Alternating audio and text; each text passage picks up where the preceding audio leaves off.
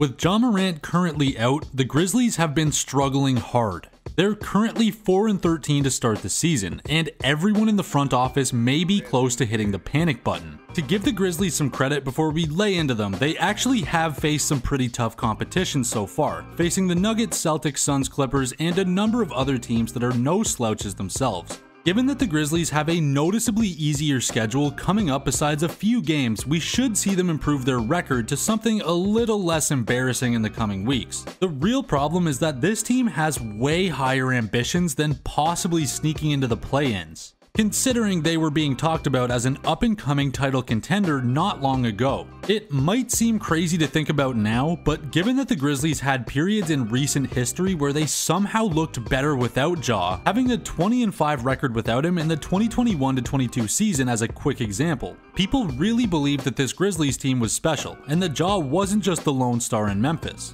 Jaren Jackson Jr. just won Defensive Player of the Year, and while he struggled in FIBA over the offseason, people thought he might use that as fuel to take a leap this year when he started the actual season. So far, he's been putting up career highs in points and assists, but has so far been lacking on his bread and butter, the defensive end, due to the increased workload on the court. Similarly, somewhat recent breakout Desmond Bane has been putting up career highs basically across the board, but it obviously hasn't led to much success. This is really a letdown, as the team was expected to stay afloat given their performance in the past without Ja. Something hilarious about all of this is that Dylan Brooks, who caught a bunch of flack for his playoff performance against the Lakers and trash talk of LeBron, is currently laughing from above as his Rockets team, who came in with very low expectations, is currently middle of the standings in the West. All of this is adding up to a lot of pressure for the Grizzlies' future, as they try to figure out how to prevent this downward spiral from going too far this season, and try to get the team that looked so promising back on track. Will Jaren Jackson Jr. turn it around, proving that he's capable of leading a feared defense while growing into a true star? Will Bane prove that he's capable of more than just filling a void left by Ja to put up numbers without wins? There's a lot of questions to be had about these two players specifically. First, focusing on Jaren Jackson Jr., while he hasn't had the worst season by any means, he definitely isn't having a good season by the standards that he's set for himself, becoming known as a two-way star last year. If this team is to truly be a contender one day, they're going to need more real star power than just Ja. Jaren has to grow into that true second star role if this team as we know it wants to make it deep in the playoffs and eventually contend for a chip. We all know he has it in him to be one of the most impactful players on the court night in and night out, but Jaren needs less responsibility on the offensive end to really defensively shine, and I think it's been proven so far this season. Jaren has also struggled with rebounding throughout his career, which many people attributed to Steven Adams being an absolute rebound legend and playing beside him, but as we've seen this season, it doesn't seem to be the case. Adams has been injured for the entire season, and somehow Jackson Jr. is averaging less rebounds than last season when he played beside Adams. The Grizzlies definitely have no shortage of guys who can snag up boards, so that explains a bit of it, but for someone of his size and role, Jackson Jr. really should be a more reliable rebounder.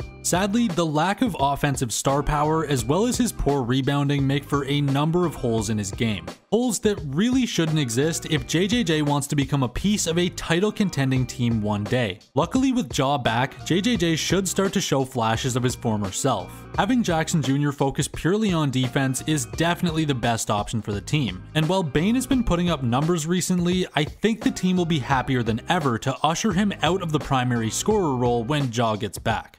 With Jaren Jackson Jr. being the lone former All-Star on the team, aside from an aged and beat-up Derrick Rose, he does get the lion's share of the blame when they're having a season like the one that the team is currently having.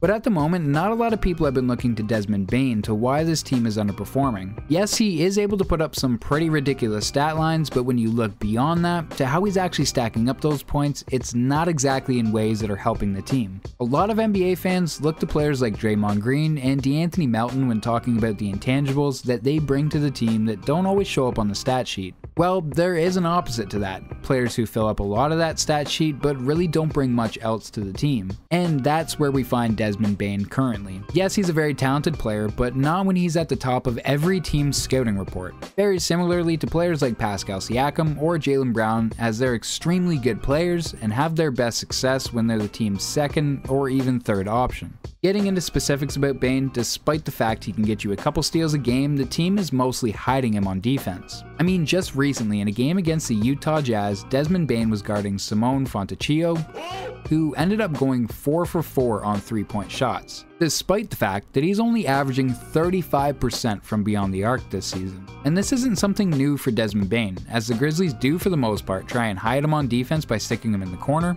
but even still, his main defensive assignments over the last 10 games have shot a collective 59 for 109 from the field, which is about 54% when being guarded by Bane. Not to mention the fact that he's really never going to be the greatest rebounder, despite how big he is. With his shorter arms, it always looks like a little bit of a fumble around whenever he should have an easy rebound. And then even when you look at him on offense this season, with most plays being run through him, it's had more of a negative effect, with his on-off numbers being pretty horrible this season compared to previous years. As there is still a slight increase when he's on the floor, but given the lack of depth on this team, he should be making a much larger impact when on the floor, and not actually increasing your opponent's odds of getting a block or a steal. But a lot of this also is due to how the team is using Desmond Bane in Jaw's absence. Having him run point on some plays, but that's not going to magically change him into the insane playmaker they want him to be. Which again is evident by the fact that when he's on the court, they're not seeing any increase in any of the assist numbers. And as far as generating his own offense, with the amount of drives he takes a game, he really doesn't find himself getting to the line as often as you'd think. In fact, in the last 3 games, he hasn't made it to the free throw line one single time. And so far this year, he's only taken 0.1 more free throws a game despite having his usage rate go up. And the amount of drives he's taken to the basket has gone from 8.9 last year, now up to 10.9 this year. I know most people, myself included, hate watching players flop to get to the line, but creating actual contact to get a call is a skill that Bane could add to his game. And all of these problems that I just mentioned are made more glaringly obvious though once that fourth quarter rolls around. As over those last 10 games in the fourth quarter, he shot an average of 37% from the field, while almost having the same amount of turnovers as he's had assists. I know we're being pretty harsh on Jaren Jackson Jr. and Desmond Bane, as they are the stars of the team, but truthfully it's not solely their fault, as it's not like the team around them is set for them to win games. They are struggling with injuries and of course Jaw's suspension, but as we've already pointed out, there has already been examples of Jaw being out for lengths of time and the team was able to still find success. But this team is clearly lacking that same energy as previous Grizzlies team, with no leader or chemistry and obviously a major lacking of Dillon Brooks, who, all joking aside, did actually bring an energy that corralled the younger players that this team is now filled with. And for a team that's been, for the past couple of years anyways, a consistent top 5 defensive team, they've fallen off massively. And a lot of these issues start around the perimeter, as on a whole, teams are shooting around 9% better from the 3-point line when going against the Grizzlies. So it can't all be put on Jaren and Desmond Bane, but they will have to pick up a lot of the slack even still when Jaw comes back, because he won't be able to save this mess of a team alone. If you made it this far, give the video a like. While you're down there, you might as well just subscribe and let us know in the comments if you think there's anything that we missed on why this team is, well, such a mess.